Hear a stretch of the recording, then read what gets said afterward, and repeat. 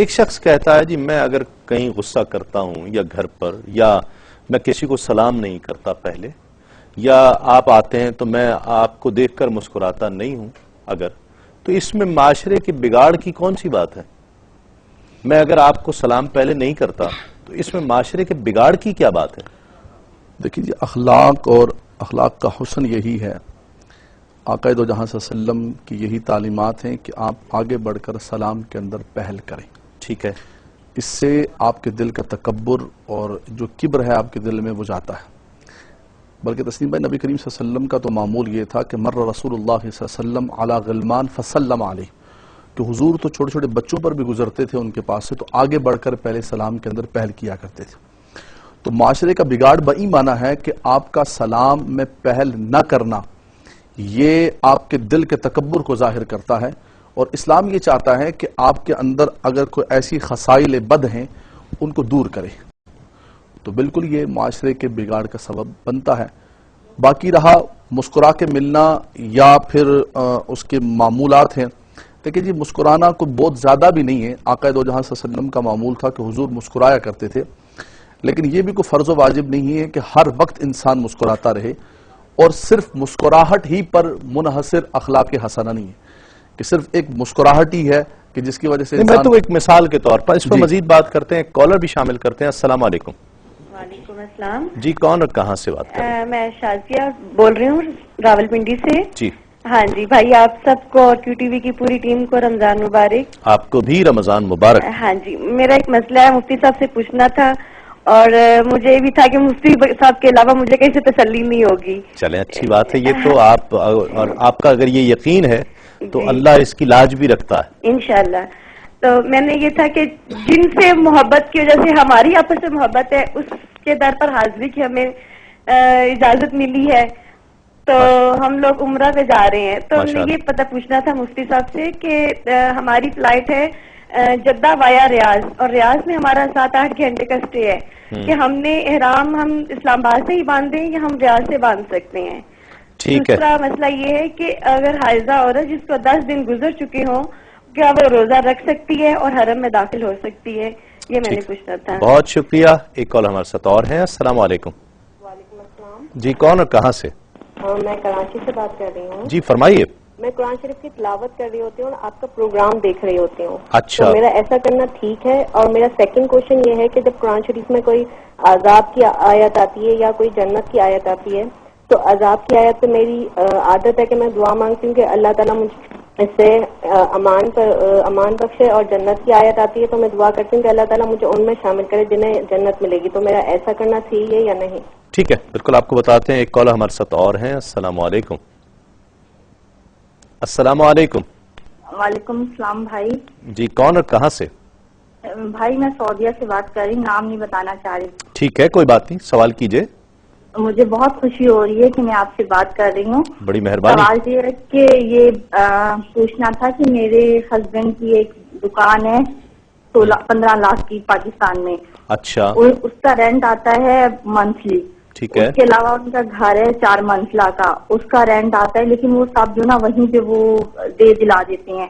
اس کے علاوہ میرے پاس 3 لاکھ کا سونا ہے. میں نے وہ پوچھنا ہے کہ کیا اس کی زکوٰۃ سال کی، آپ نے یہ مفتی اکمل صاحب نے بتایا تھا کہ وہ کتنی بنتی ہے، وہ بس میں نے پوچھنی ہے کہ وہ میں کتنی. اس کے علاوہ میرے ہسبینڈ یہاں پہ جتنا وہ ماشاءاللہ کاروبار کرتے ہیں اس میں سے جتنا بھی وہ پروفٹ نکلتا ہے یا جتنا بھی ہوتا ہے، جیسے 30، 40 یا 50 ہزار سال کا 6 مہینے کا، وہ پاکستان جو نا بھجواتے رہتے ہیں کسی کی شادی میں، کسی کو، یعنی کہ تو یہ کیا زکوٰۃ ادا ہو جاتی ہے؟ بس میں نے آپ سے یہ پوچھنا تھا. ٹھیک ہے بالکل آپ کو بتاتے ہیں. ایک کال ہمارے ساتھ اور ہیں. السلام علیکم. السلام علیکم. السلام علیکم. وعلیکم السلام. لاہور سے بات کر رہا ہوں، نواز نام ہے میرا. جی نواز صاحب. آپ کا پروگرام بڑے شوق سے دیکھتا ہوں میں. بڑی محبت. ماشاءاللہ اللہ تعالیٰ آپ لوگوں کو خوش رکھے. میرا سوال مفتی صاحب سے یہ ہے کہ نبی کریم صلی اللہ علیہ وسلم کا جنازہ کس نے پڑھایا ہے؟ اچھا، جو ہم بات کر رہے تھے کہ مسکراہٹ، میں نے کہیں وہ سائنس کی تحقیق بھی پڑھی کہ انسان کی جسم سے کچھ ریز نکلتی ہیں، اور وہ ریز پازیٹیو یا نیگیٹو ہوتی ہیں، اور وہ سامنے والے پر اپنے دائرہ کار میں اثر انداز ہوتی ہیں. تو یہ بھی اخلاق کے حوالے سے اخلاق حسنہ کی کوئی توثیق سمجھی جائے؟ جی ہاں بالکل، نبی کریم صلی اللہ علیہ وسلم کی حدیث مبارکہ ہے کہ تمہارا کسی مسلمان کو دیکھ کے مسکرا دینا بھی ایک صدقہ ہے، اور یہ ترغیب ہے، اس میں اشارہ ہے کہ آپ مسکراتے ہوئے چہرے سے ملیں. ٹھیک ہے. اگر انسان چہرے سے مسکرائے گا نہیں تو سامنے والا یا تو تشویش کا شکار ہوگا کہ شاید بیمار ہے، اور یا پھر بدگمانی کا شکار ہوگا کہ شاید مجھ سے ناراض ہیں.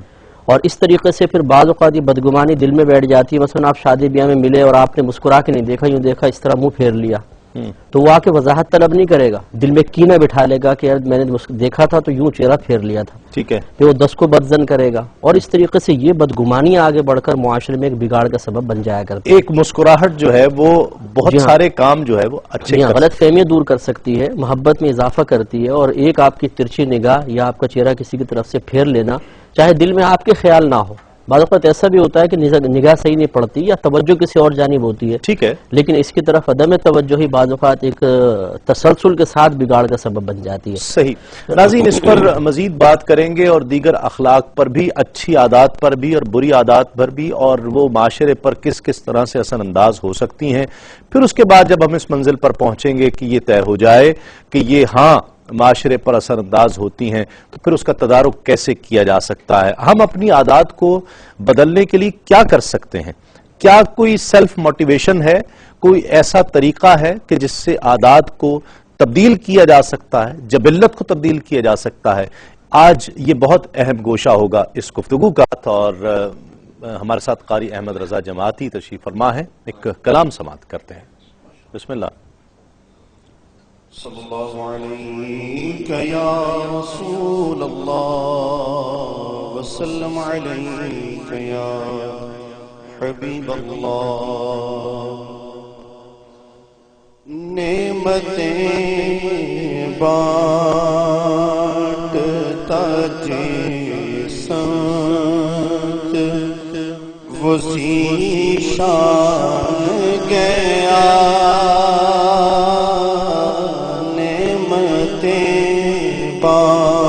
بانٹتا جسمت وسیع شان گیا.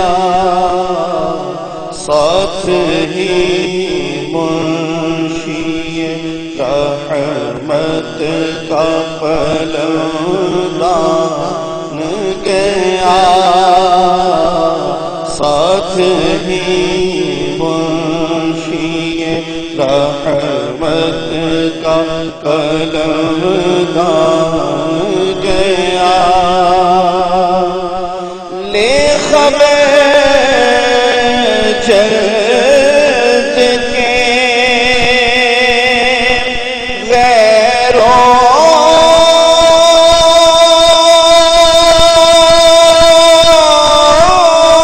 کی طرف دھیان گیا. لے خبر جلد کے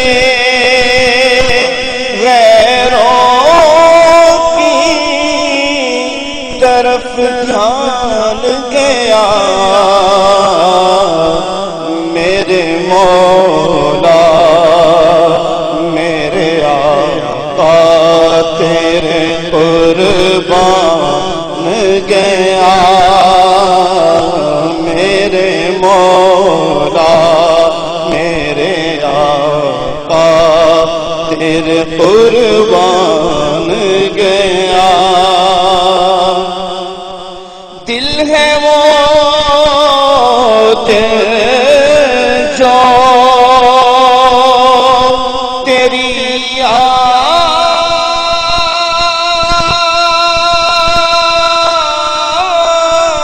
سے معمور رہا.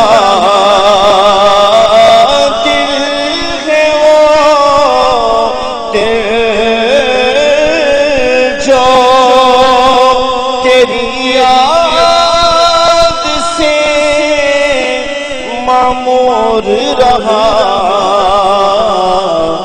سر ہے وہ سر جو تیرے قدموں کے قربان گیا، سر ہے وہ سر جو تیرے قدموں پہ قربان گیا۔